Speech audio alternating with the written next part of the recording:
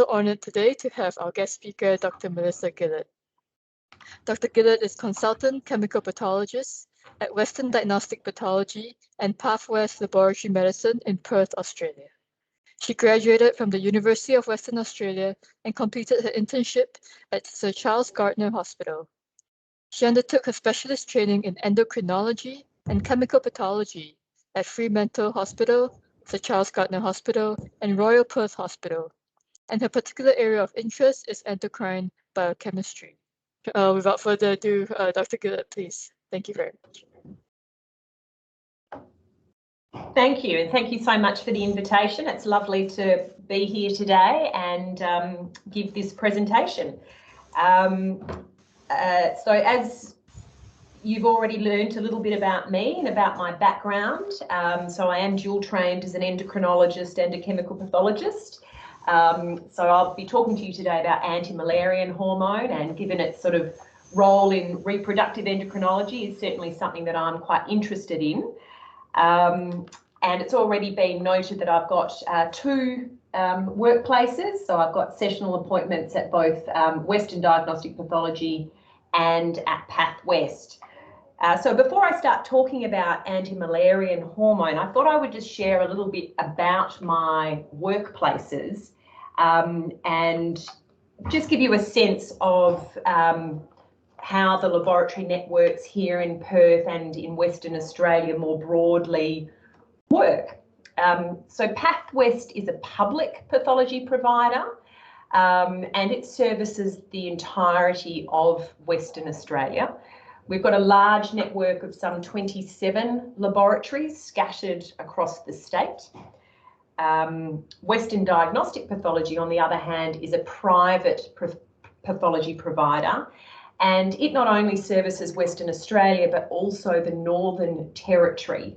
And again, there's a network of laboratories, some 10 laboratories covering a variety of private hospitals and rural areas, and it's part of a larger national network of laboratories, which is the Helios Group. Some of the audience may well have visited Australia and be very familiar with my country, but for those that haven't, it's very vast. So Western Australia alone covers approximately 2.7 million kilometres, and yet is home to only about 2.7 million people, most of whom reside in the capital city of Perth. The Northern Territory covers about 1.4 million kilometres, and only about 250,000 people reside there, most of whom are in the capital city of that territory, which is Darwin.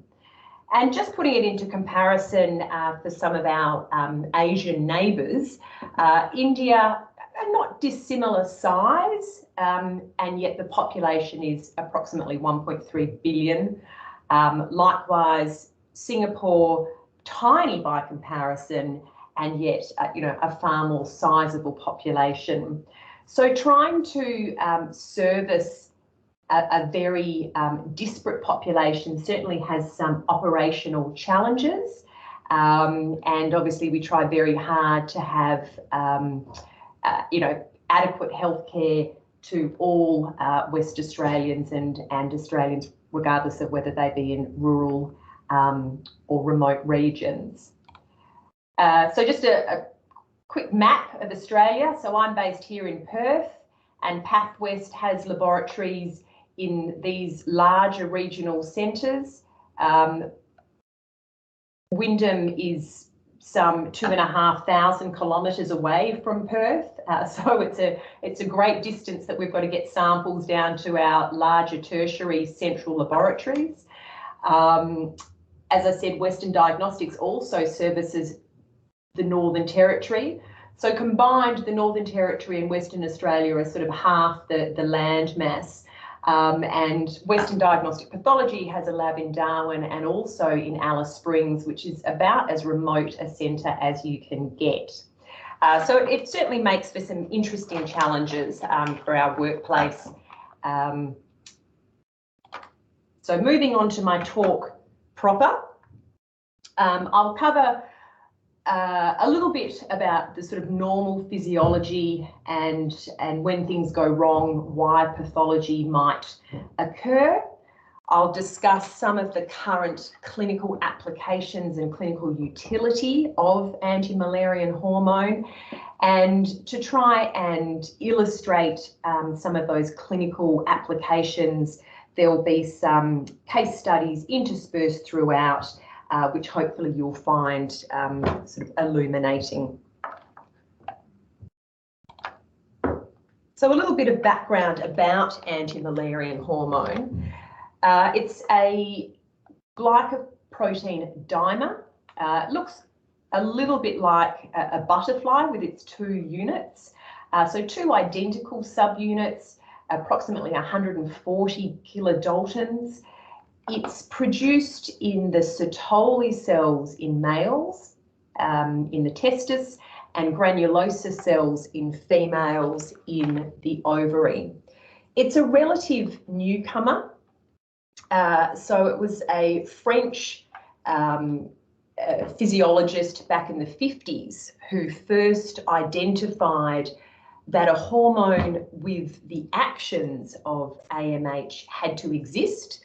It didn't yet have a name at that point in time, nor had the structure been identified, but Yost was able to recognise that the as I said, a hormone with these properties needed to exist.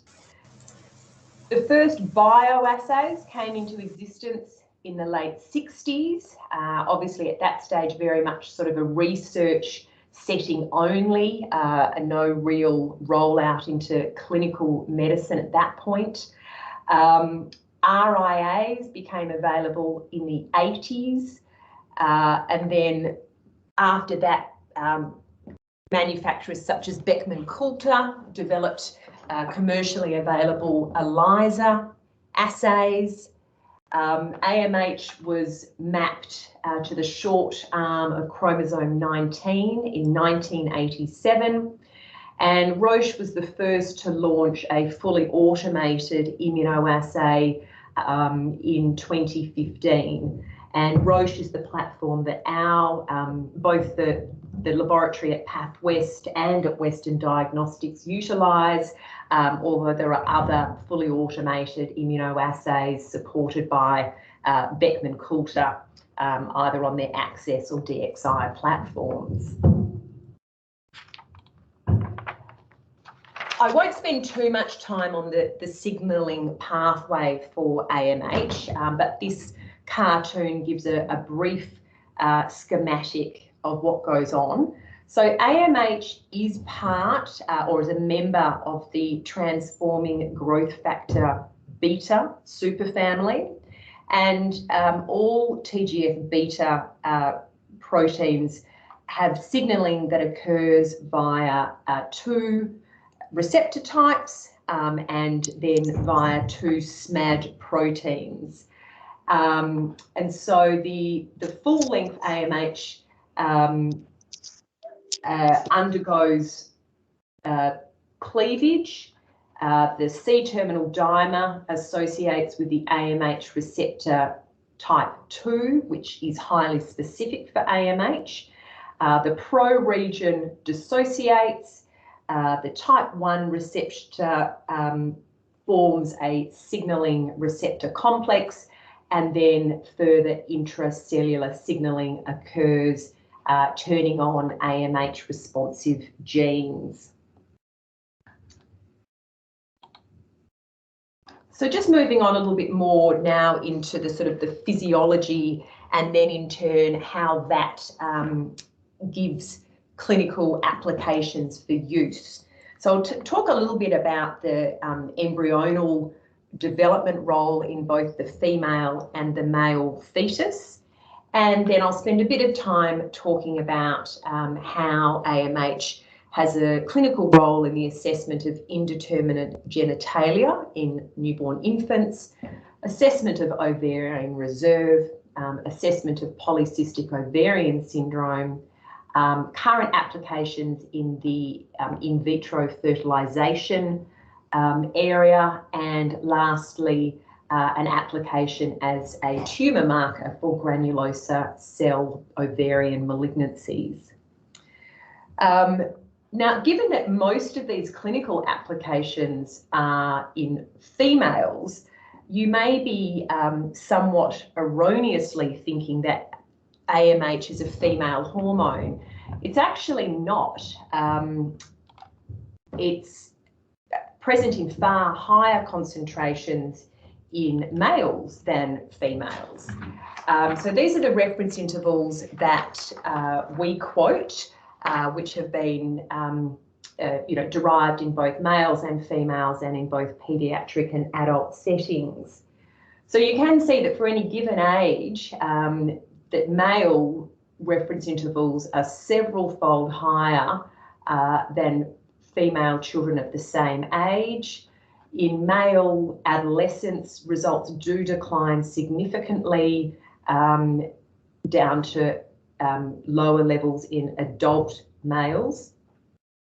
Even so, these levels in adult males do remain higher than levels in adult females.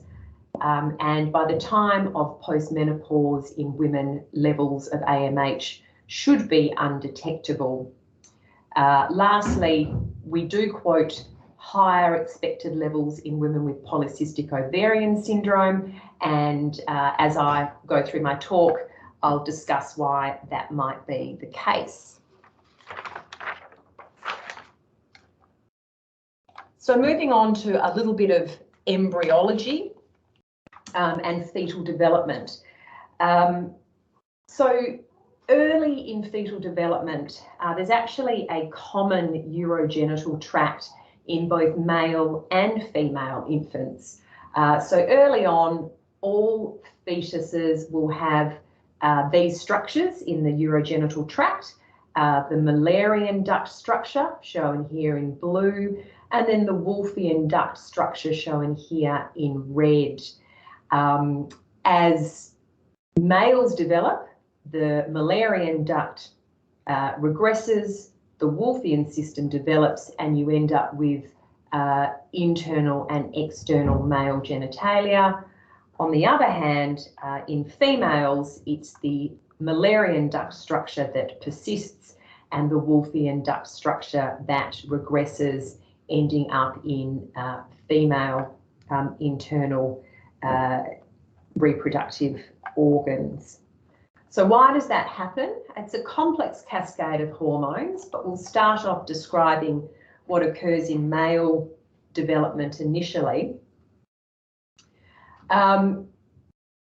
So in males, AMH, testosterone and dihydrotestosterone are three very important hormones that aid in the development of phenotypic male sex.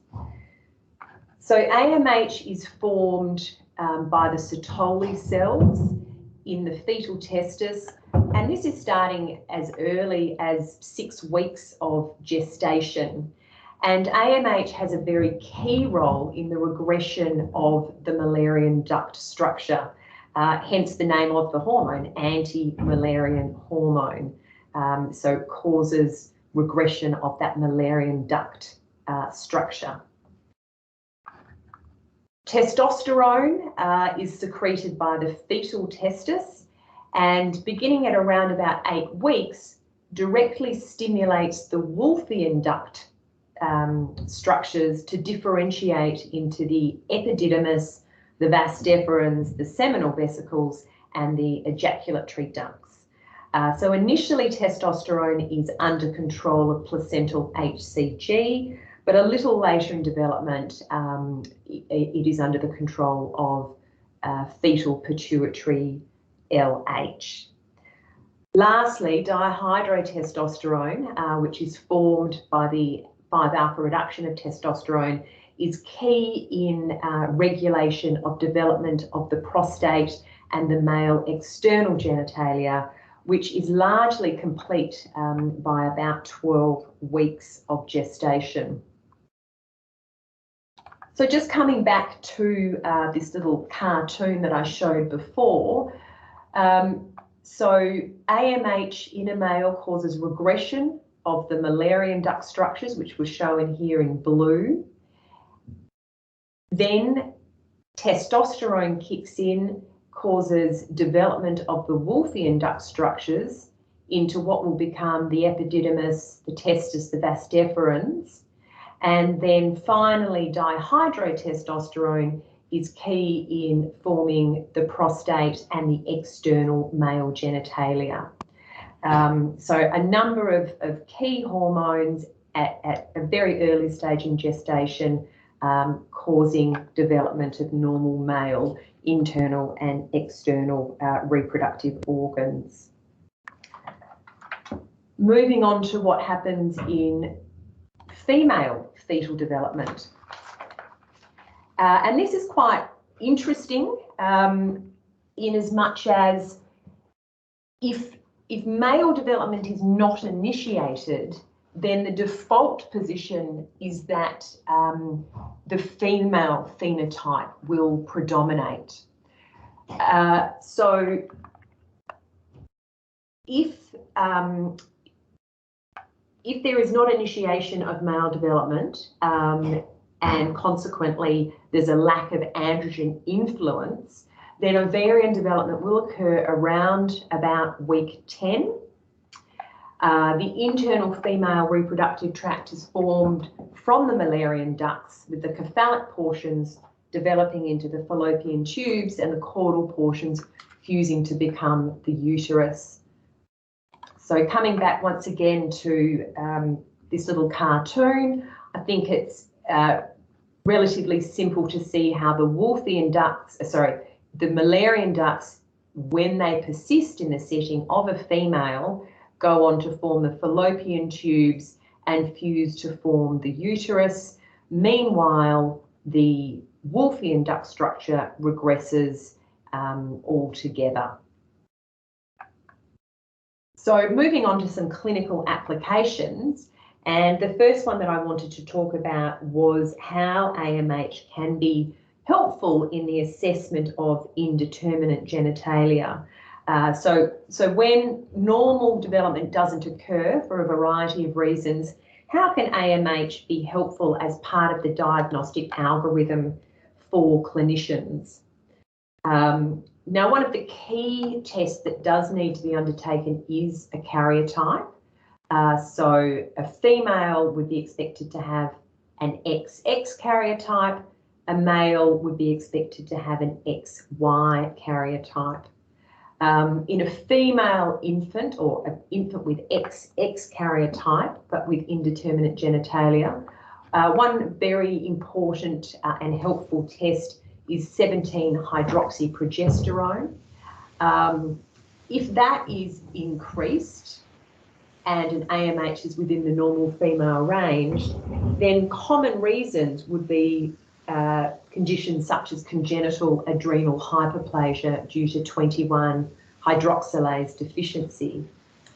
On the other hand, if 17-hydroxyprogesterone is not increased, but AMH is higher than expected, then that higher AMH level gives some indication that there is likely to be testicular tissue present, and these infants may in fact have palpable gonads and certainly some evidence of testicular tissue being present. So it helps a clinician with the variety of differential diagnoses that might need to be considered.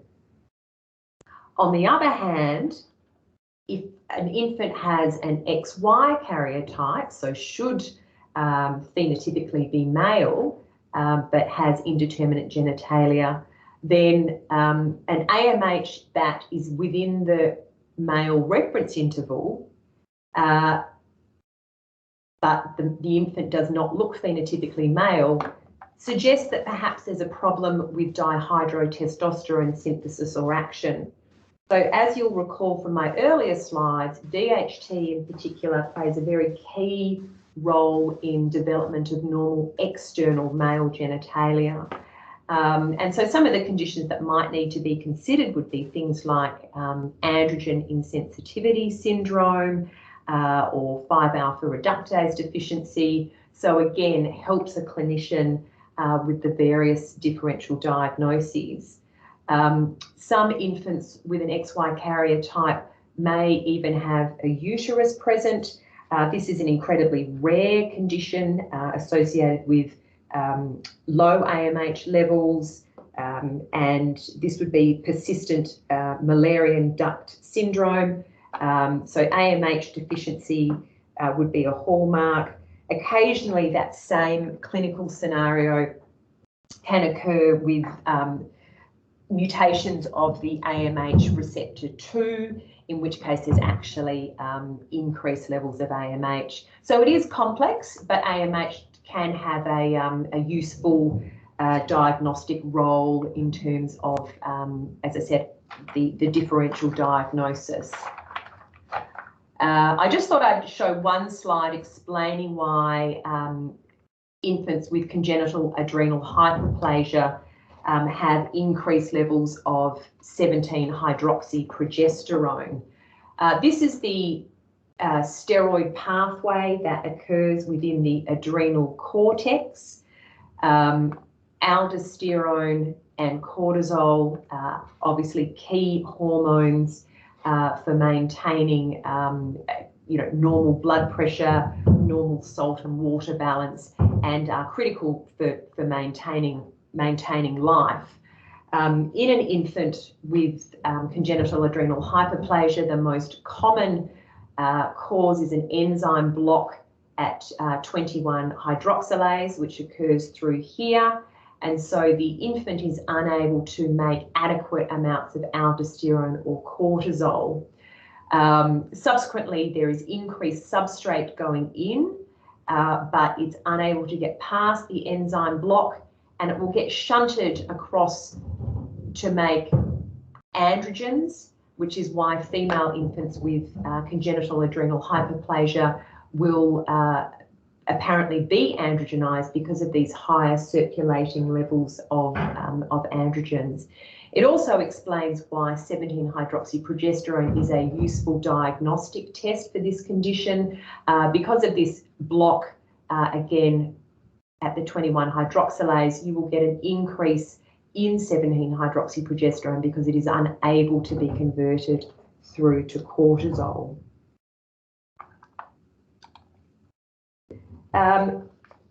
The next indication that I wanted to talk about was the role of AMH in ovarian reserve.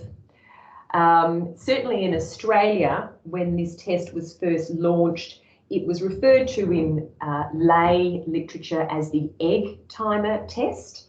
AMH is a product of the granulosa cells of the preantral and small antral follicles in women. And so it's only present in the ovary until the time of menopause.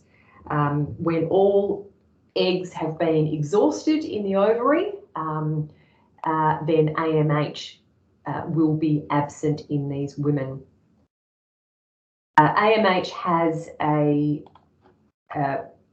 role regulating follicular genesis by inhibiting recruitment of follicles from the resting pool in order to select for a dominant follicle. As I said, certainly within Australia, some of our lay literature does refer to the egg timer test. I've taken this snapshot from one of the large fertility centres, Monash IVF, who are telling their clients and consumers that AMH is the egg timer test, and it's able to give an assessment of the number of remaining eggs in the ovaries. It's certainly not that simple. It certainly doesn't give an exact indication, and I'll get on to why that might be in my next few slides. So AMH is present in the small preantral cells, and as they undergo development, there's FSH which will select for a dominant follicle, which undergoes development, and finally the egg is released at the time of ovulation. So traditionally, ovarian reserve was probably assessed using follicle stimulating hormone, with a day 3 level of less than 10 units per litre considered suggestive of adequate ovarian reserve. However, we do know that AMH levels start to decline far earlier, possibly a decade earlier, than FSH levels will start to increase. So FSH is actually quite a late marker. The other challenge with FSH is it does demonstrate significant cyclical changes and will peak at around the time of ovulation. So it is important that it is a day 3 or early follicular assessment of FSH, otherwise you may get falsely increased levels. When AMH was first launched as a marker of ovarian reserve, it was heralded as being very stable over the course of the menstrual cycle. It certainly is more stable than FSH, but there is in fact intra-individual variation of up to 20% over the course of a menstrual cycle. There are a number of factors that may reduce AMH. Any acute illness may impact AMH levels. It's certainly recognised that prolonged gonadotrophin suppression of any cause may lower AMH levels. So common causes would be women on the oral contraceptive pill, women with hypopituitarism or Kalman syndrome, or more rarely use of long-acting GnRH agonists. The assay does utilise technology that is prone to high-dose biotin interference, and so that does also need to be considered. This is a schematic showing those changes between FSH and AMH. And so I think you can appreciate from this diagram that as women age, FSH remains relatively stable and only starts to rise quite late, whereas there is a far earlier age at which AMH levels start to decline. So it may well be a more sensitive indicator of ovarian reserve than FSH levels, which, as I said, are quite a late marker of ovarian reserve. Again, a very simple schematic of the expected hormonal changes over the course of a menstrual cycle. Day 14 is typically when ovulation occurs. Estrogen levels are at their peak and there is the LH surge at that time. And there certainly is an associated increase in FSH at that time also. Hence the reason it's important to check an FSH in early follicular phase when it's expected to be a more reliable indicator than at mid-cycle. This is some research that I did or contributed to and published some 5 years ago, which highlighted that whilst AMH is stable, there in fact can be up to a 20% change over the course of a menstrual cycle. And that can be sufficient to reclassify women from normal levels of AMH to low levels of AMH, particularly for women who are already at sort of lower levels of baseline AMH. So it was a small study, only 38 women who were all referred by their general practitioners who were not thought to have any underlying reproductive or fertility abnormalities. We took multiple samples over the course of a menstrual cycle, averaging sort of 6 samples per participant, and about 29% were reclassified over the course of the cycle because of variability of up to 20%. So that does need to be considered. Moving on to a couple of cases. So something to just highlight ovarian reserve and the role of AMH in that setting.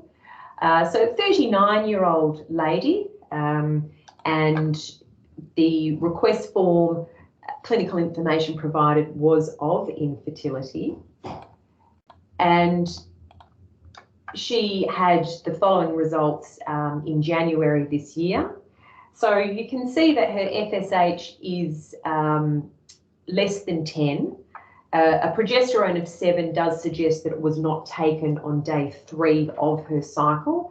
The progesterone suggests that she probably, or she may have been in late luteal phase, but regardless, it's below that magic threshold of 10.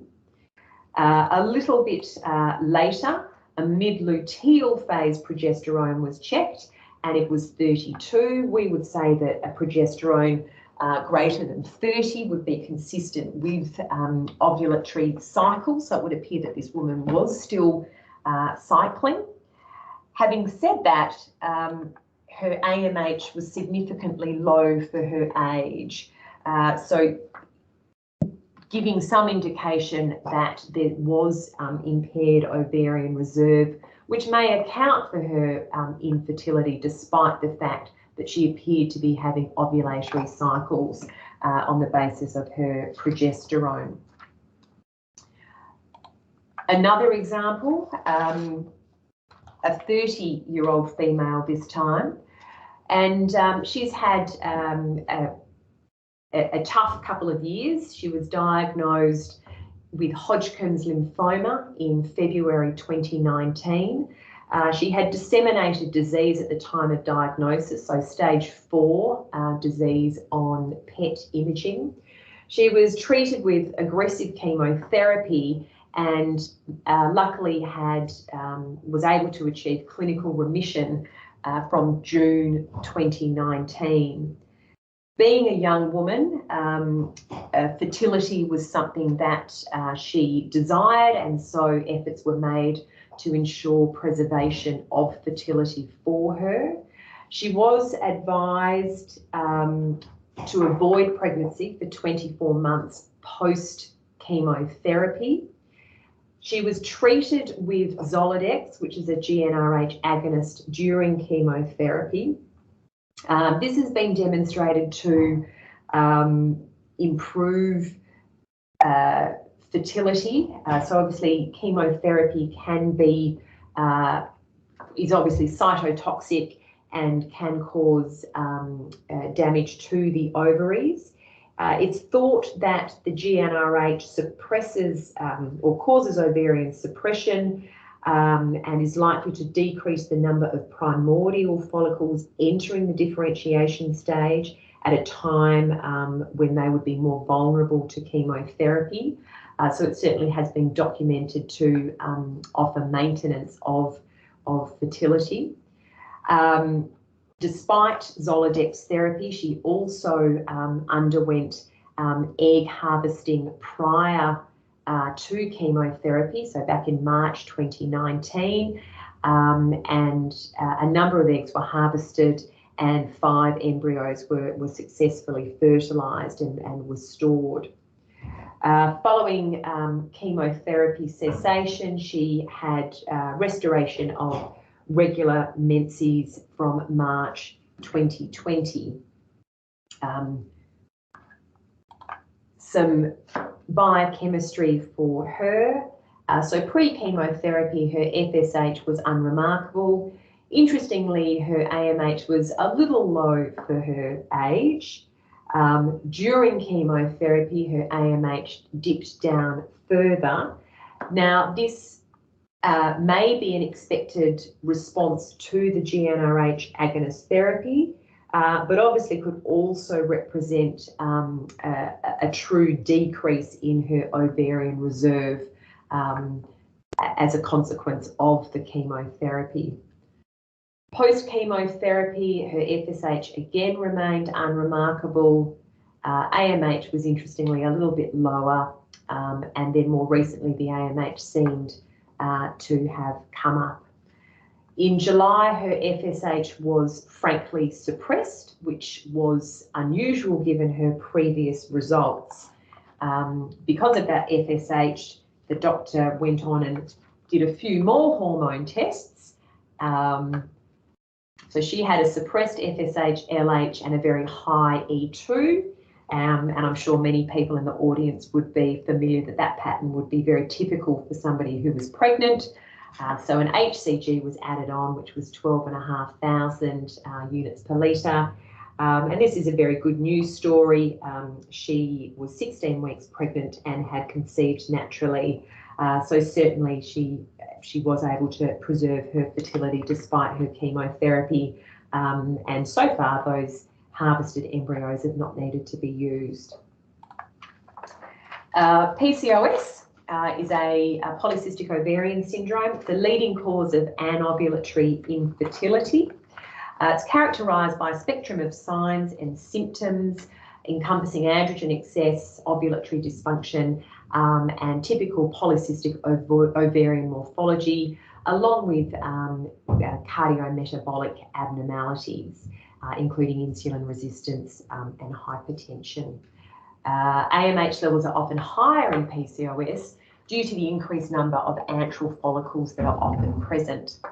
It hasn't formally been incorporated into diagnostic criteria for polycystic ovarian syndrome, but it may well have the potential one day to be. So currently the most common diagnostic criteria, certainly used in Australia, would be the Rotterdam diagnostic criteria. And to make the diagnosis of PCOS on the Rotterdam criteria, 2 of 3 criteria need to be met. So a woman needs to have ovulatory disturbance, hyperandrogenism. This can be either clinical or biochemical, and finally typical polycystic ovarian morphology on ultrasound. So any 2 of those 3 secures the diagnosis. It is a diagnosis still of exclusion. Other etiologies need to be considered and excluded. It's important to recognise that the ultrasound findings can be quite operator dependent, and there is a degree of subjectivity with that. And it's for this reason that AMH may well have the potential to replace the ultrasound antral follicle count.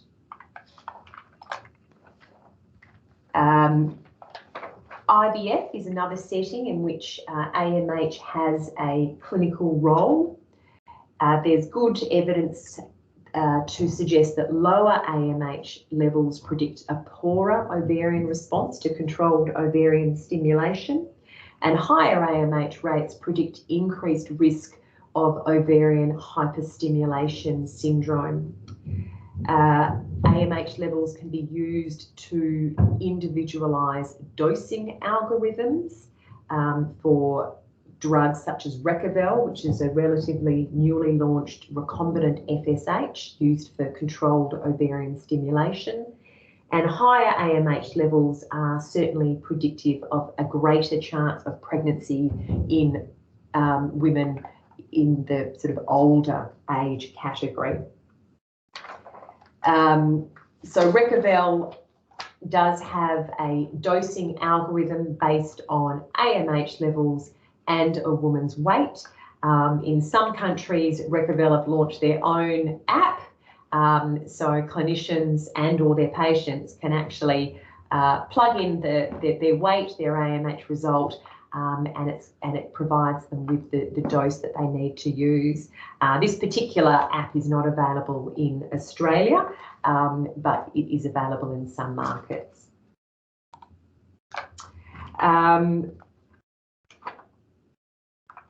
Moving on to another case. So this was a 44-year-old woman who was referred with a clinical history of 12 months of amenorrhea. I have some results from March this year. which showed an increase or relative increase in her LH compared with her FSH, a low estradiol and a low progesterone. Whilst an increased LH to FSH ratio is not part of the diagnostic criteria for polycystic ovarian syndrome, it is a phenomenon that's commonly seen. So this pattern of results might be something that would occur in a woman with PCOS. However, her testosterone was not increased, neither was her FAI, so certainly no biochemical evidence of hyperandrogenism, which would not be in keeping with PCOS, and it would be relatively unusual for a diagnosis of PCOS to be made for the first time for a woman in her 40s.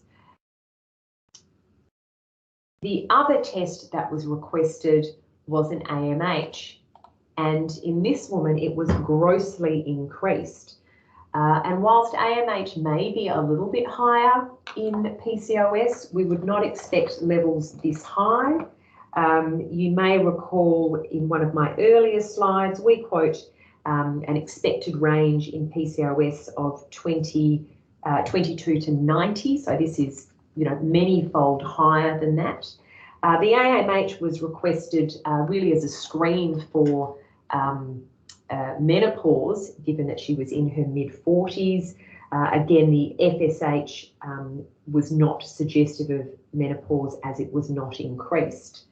Values this high raised the clinical concern of a granulosa cell tumour.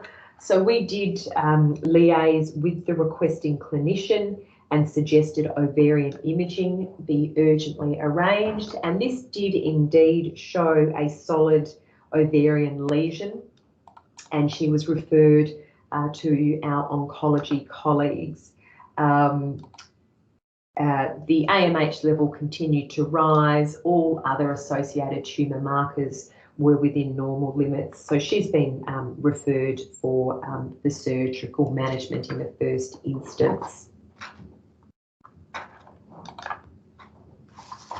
Next patient is a 79-year-old female. She was brought in by ambulance with vomiting, abdominal pain and a poor urinary stream. She had an abdominal CT scan to investigate her symptoms, which showed evidence of an incomplete bowel obstruction as well as two very large abdominopelvic multiloculated masses, together with a smaller peritoneal deposit. She had a very notable past history, which was of a granulosa cell tumour. She'd had a laparotomy and tumour debulking in March in 2019 with anterior resection and ileostomy at that time. Some months later, the ileostomy was able to be reversed. She never had total clearance of all disease burden, and unfortunately in July 2020 represented with a further 8 centimetre left upper quadrant mass attached to the omentum and left diaphragm. So basically this woman did once again present with recurrent granulosa cell tumour burden, and just like the previous patient, the AMH levels were able to be used as a tumour marker and gave some indication of the recurrent tumour burden in this elderly lady. So obviously a woman in her late 70s would be menopausal and therefore expected to have an undetectable AMH level as indicated by the reference interval. In February 2020, the result was still increased for age and consistent with the presence of tumour, but then increased quite significantly over the next 12 months or so, consistent with her presentation with recurrent and significant abdominopelvic tumour burden. So a final slide just discussing granulosa cell tumours. They are relatively uncommon, so they account for only less than 5% of all ovarian cancers. Luckily, many of these women will present with localised disease. And if they do present with localised disease, then the 5-year survival is reasonable and quoted at about 90%. And the reason they present early is because they often do present with signs and symptoms, particularly associated with hyperestrogenism. Historically, other tumour markers used for granulosa cell tumour include estradiol and inhibin. Certainly the first case I presented didn't have high levels of estradiol, and about 30% of granulosa cell tumours do not produce E2, as in that first case, and that's thought possibly to be due to lack of theca cells in those particular patients. So that was my final slide, and I'm happy to take any questions that people may have. Thank you so much, Dr. Gillett, for this really interesting talk. So for some reason I'm having issues with the chat room and I can't send any messages. So if you're trying to send a message in the chat room and you can't, but feel free to still unmute yourself to ask your question. Maybe I can start then. I'm just wondering, how often do you see this the biotin interference issue come up with AMH, Dr. Gillett? That's a good question. I guess we are seldom provided with information that women are on high-dose biotin. We do put a disclaimer on our results alerting clinicians to the fact that biotin will cause a falsely low result. Roche is certainly in the process of reformulating assays to remove that biotin interference, as I'm sure you are aware. Historically, I'm not aware of a case where that's been the cause, but I can't exclude it. But certainly, we've never had a case where a clinician has rung us up and that's turned out to be the reason for a low result. More often than not, a low result is perhaps clinically expected and is in the context of someone who is postmenopausal or having problems with fertility. I see. Thank you. I have a question, Lisa. Can you hear me? I can, Sam. Yeah. So how well is AMH known about amongst the public in Australia, and do they go to their doctors asking for AMH level, and do you get requests from general practitioners, or is it mainly used by fertility and endocrine specialists?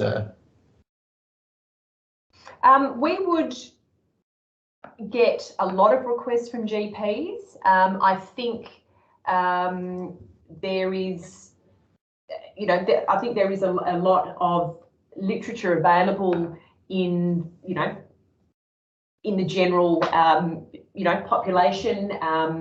Particularly, women who are undergoing, who perhaps have got fertility concerns. They do their own online research and will find this test. As you saw from one of my slides with the Monash IVF group, some of those fertility groups are sort of actively marketing it themselves. So I think there is a lot of information, certainly within Australia, for the general population. So we certainly do see a lot of GP requests that may or may not be patient initiated. I don't know. Certainly in Australia, AMH is not funded by our Medicare system, so there is an out-of-pocket cost for it. I realise pathology funding differs from country to country. So I don't know what the cost to a patient is of an AMH compared with an FSH, for example, in other countries. But certainly in Australia, an AMH test would come at a cost to the patient, whereas an FSH as a marker of ovarian function would not incur those same costs to patients.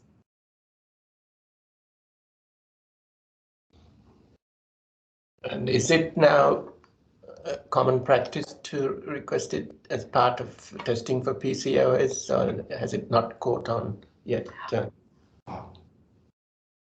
I would say it probably hasn't yet caught on.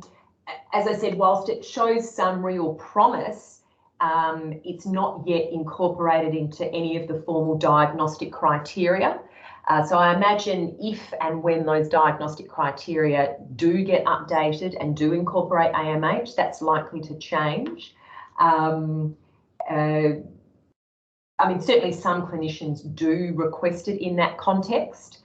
We probably see, if a woman with PCOS is undergoing fertility therapy, then absolutely it will get requested, because those women may be more prone to, with ovarian stimulation, be more prone to ovarian hyperstimulation syndrome. So it will get requested in that context. But in terms of just sort of normal diagnostic workup of someone with possible PCOS, it's not commonly requested. So is dosing, so fertility treatment, is the dosing then modulated by AMH? Yes, that's exactly right. So it's not, so certainly not all IVF therapies utilise AMH in their dosing algorithms. Rekovelle was the first recombinant FSH to market in partnership with Roche to come up with a dosing algorithm that took into account a woman's AMH level and weight, and they were able to demonstrate a lower associated risk of ovarian hyperstimulation syndrome when used that way, without impacting on fertility rates and pregnancy outcomes. So certainly, yeah, agents such as Rekovelle will get administered based on AMH levels and a woman's weight. So so Dr. Gillett, I also noticed in your slide that you said that AMH could be reduced in winter with smoking, acute illnesses. Would someone who's a smoker, for example, with the whole using AMH to kind of tighter fertility treatment work less well in such patients? And if so, how would you kind of adjust? Interesting question. I would be hopeful that a woman undergoing fertility therapy would choose to quit smoking. Interesting question. I don't know the answer to that, but yeah, I guess it would have the potential impact to, I mean, the changes associated with smoking are small, but yeah, it's an interesting question. I don't know the answer to that. Thank you.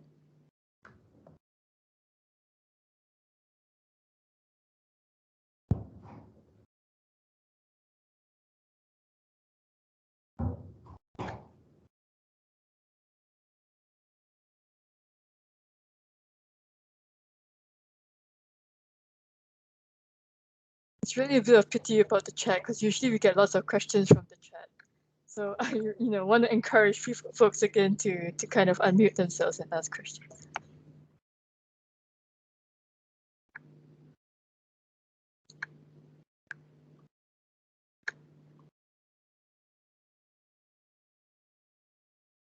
Oh, I have something come up. It says standardization issue with AMH measurement.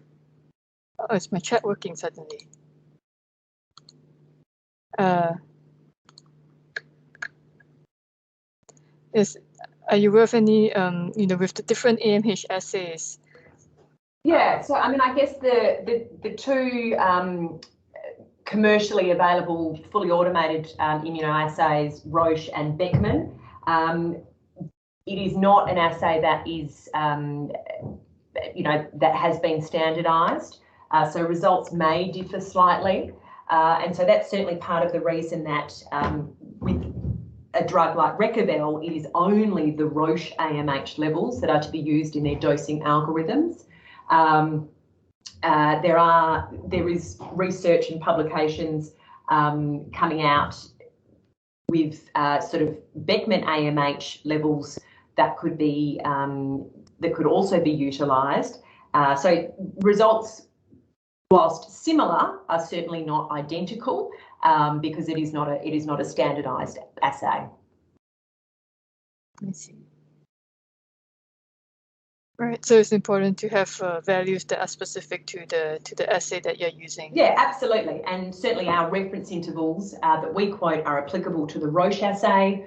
Again, reference intervals for Beckman are broadly similar, but they are slightly different. So they are assay-specific reference intervals that we quote. I see. Thank you.